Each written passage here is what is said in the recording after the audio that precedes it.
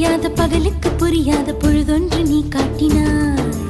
இதயத்தில் நீ இருப்பதனால் நான் தூங்கும் நேரத்தில் என்னுள்ளே தூங்காமல் நெஞ்சுக்குள் வாயாடினாய். கண்ணாடி நீ கடிகாரம் நான் உன்னுள்ளே ஓடோடி வாழ்வேன். காதல் எனும் கடுதாசி நீ என்றென்று